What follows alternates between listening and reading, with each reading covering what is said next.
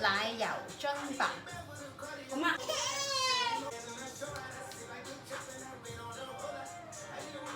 The first step. Oh, you want to cut this? Yeah. So that's about half the knob I was holding up. So it's about that many pieces. Okay. Is that good?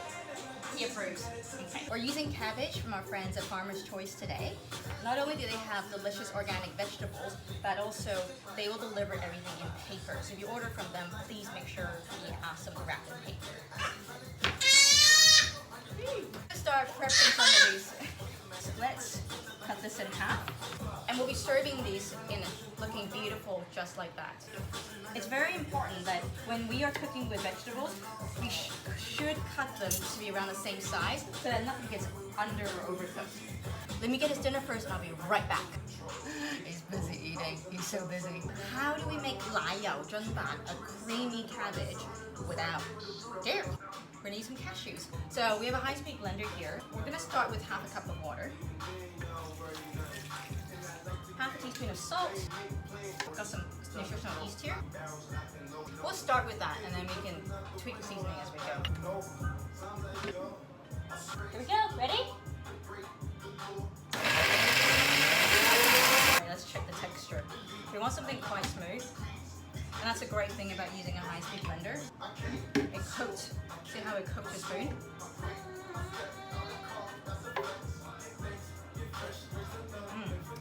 It's good. It's a little bit salty, but it's okay because we're going to be diluting it in the pan. Okay, everything's clean, everything's ready.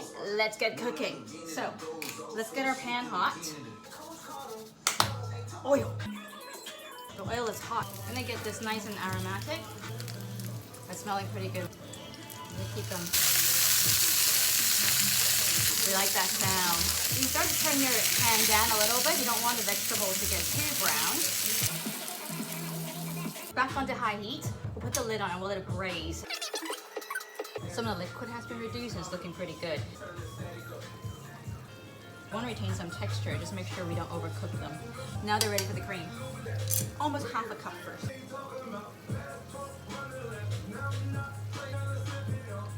We'll just swirl it around a little bit. We also now put in our goji berries. They've been rinsed and soaked and they add some beautiful color and fantastic nutrition. This is looking pretty good. I'm excited. Last step, a Western technique. We're going to use some cold vegan butter to emulsify the entire sauce and make it nice and glossy.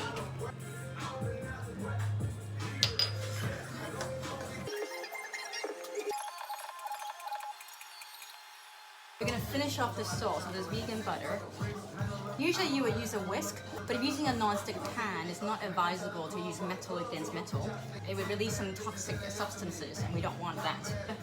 I just use a plastic spatula and we swirl it around. Okay, this is starting to look really nice. Okay, time for a taste test. That's fantastic.